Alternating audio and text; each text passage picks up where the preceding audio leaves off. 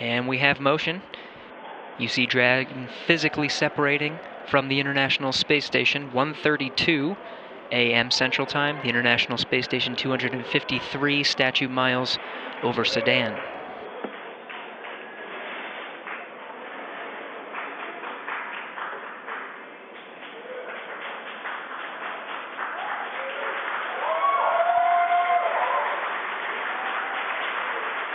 The station is supposed to go into ISS thrusters enabled.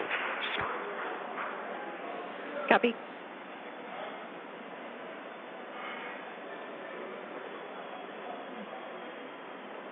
So there you can see on your screen visual confirmation. What a gorgeous shot. Dragon has undocked from the International Space Station, and we are beginning the departure. That's right, and you're going to hear the voice of David St. Jacques again. He's the one inside of the station monitoring Dragon for its departure. It's slowly backing away. Everything's looked good so far with those separation burns. Again, as Gary said, that physical separation, that undocking coming at 11:32 p.m. here Pacific. Station Houston at 2, Dragon departure burn 0, complete. So you heard us mention earlier that we have a series of 4 departure burns, starting with 0, 0, 1, 2, 3. We have confirmation that departure burn 0 has been completed.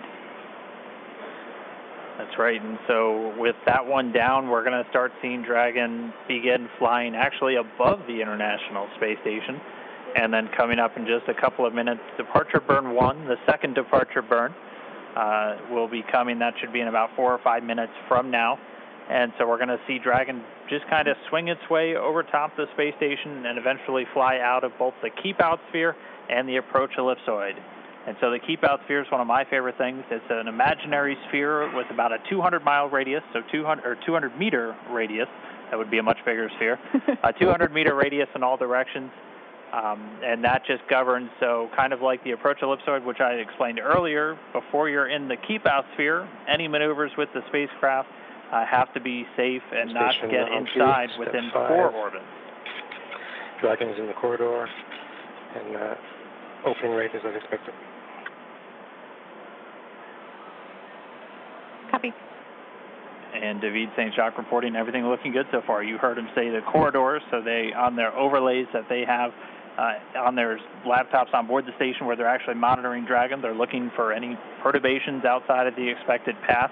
If they see anything that doesn't quite look right, again, they're in the loop and they can send commands, but everything going smoothly with Dragon slowly flying away. And this is kind of an animated representation of the kind of stuff that the crew is looking for. They have that corridor, so kind of that triangular shape you can see there, where they're just looking to make sure Dragon's pitch, yaw, approach, speeds, everything like that are inside of parameters as expected.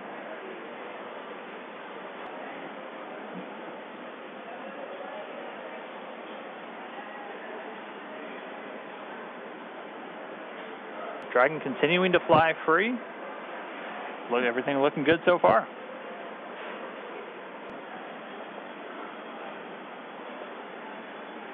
So just in case you've just tuned in, we are currently watching Dragon as it departs from the International Space Station.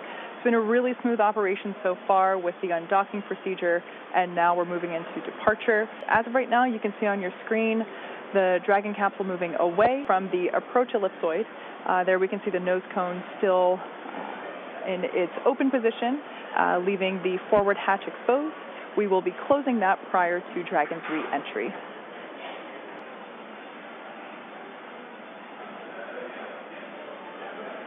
And so we're continuing to get really great views. Dragon backdrop by the inky blackness of space. You'll see the cameras are a little bit jerky in their motions. They're actually being controlled by somebody on the ground in mission control. We always like to talk about how in mission control over in Houston, that's where they actually fly the space station. That's where they control everything from the cameras and the communication to even the thermostat on board the space station. If it's too hot for the crew, they talk to the ground, and they're the ones who can turn the AC up. But so it's actually somebody at a console right now who's controlling those cameras, sending commands just to move all the pan, tilt, focus, everything else. They're doing it from a console on Earth while the thing is flying 250 statute miles over the Earth on the other side of the planet. Like Dan mentioned before, we're going really fast right now. We're at about 17,500 miles per hour, so everything is moving very quickly. The need to readjust the cameras very frequently is inherent due to the high velocities that we're dealing with. And so this is a view from that WB-57 airplane. You were looking at Dragon streaking across the sky on its re-entry through the Earth's atmosphere, aiming for a splashdown in just a little while from now. So it's pretty exciting that we get this shot right now, as it is our first view from planet Earth of the Dragon capsule since it lifted off from Cape Canaveral just several days ago. I will say this is a pretty rare treat to be able to see this here. And again, this video is coming from a NASA airplane that we're flying around that recovery zone there, a WB-57. It's commonly used for a lot of atmospheric studies and other science missions, but able to put a tracking camera on it to try and get this re-entry through the Earth's atmosphere today. We're hearing that they should have AOSO acquisition of signal back with the Dragon spacecraft. Right now it's about 46 kilometers in altitude. The Dragon spacecraft continuing to descend. It's now subsonic, so already starting to slow down thanks to the aero braking, basically slamming into that Earth's atmosphere, causes a lot of friction and allows the vehicle to eventually reach its terminal velocity, basically. And then those parachutes are going to kick in.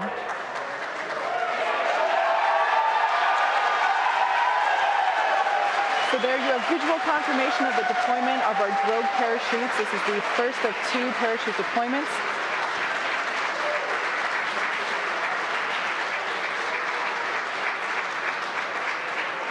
So those drogue chutes do the initial slowing, and then they're ultimately going to pull out the 4 main parachutes responsible for really slowing the spacecraft down prior to that splashdown.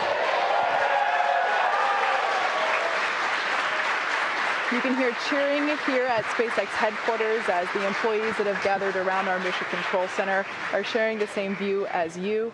What a gorgeous shot of Dragon coming back down.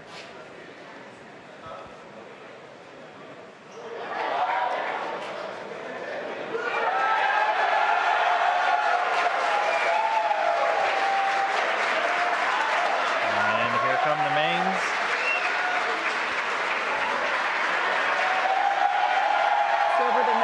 Seconds, we will see those main parachutes exactly like that begin to expand as they capture more air, further decelerating the Dragon vehicle down to the Atlantic Ocean.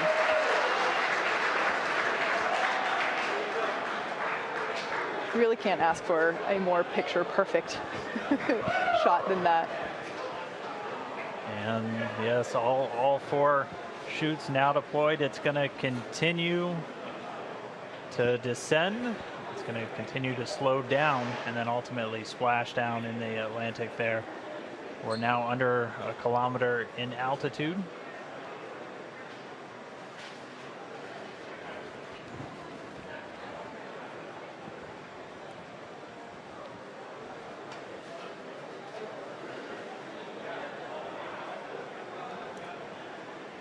Just about 750 meters to go.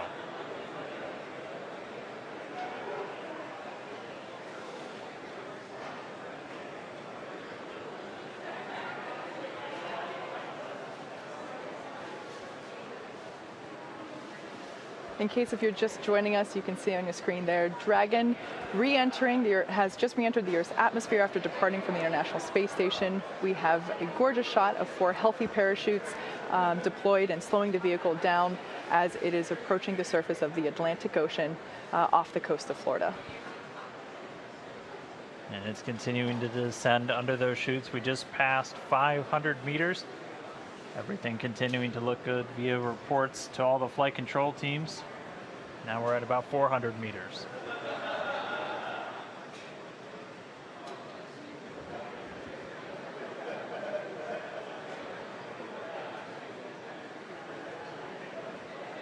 And just passing 300 meters, continuing to descend. We might be right on time.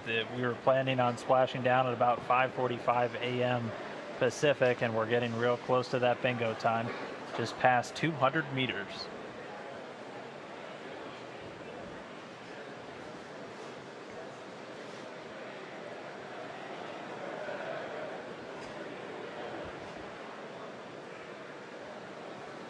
And we have confirmation that Dragon is now under 100 meters, is 100 meters above the surface of the ocean.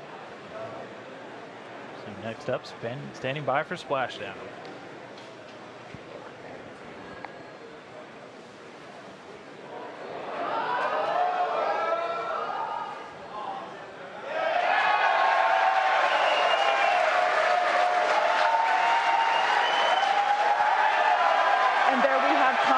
Of splashdown.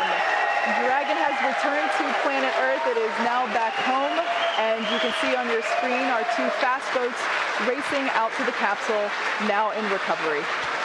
That splashdown came right on time, 5:45 a.m. Pacific, 8:45 a.m. over on the East Coast. The teams that have been ready and waiting, they were staged just a few nautical miles away. They're going to start moving in now. You can see those two fast approach boats already speeding their way towards the capsule.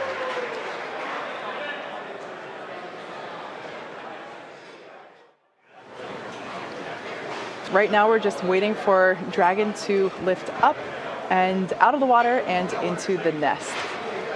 And there it goes. So there facing us is what we call the side hatch, and that is where, as Dan just mentioned, the astronauts would, if we had astronauts on board today, where they would be exiting. The top hatch is what we use to connect to the ISS, and that is currently hidden underneath the nose cone. But like we said, astronauts will be coming out of the side hatch. Yeah, and we got a beautiful shot there. Now the hydraulic lift is coming back towards us, and it is preparing to lower the Dragon capsule into its nest.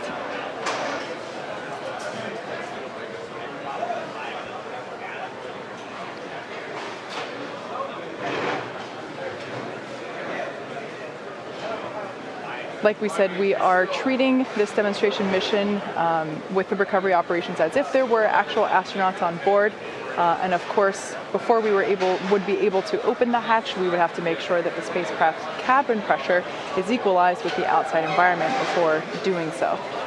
So once Dragon is seated, and you can hear some cheers behind me as the remaining folks that we have here on the SpaceX team outside of Mission Control are cheering with the placement of Dragon into the nest there, as you can see.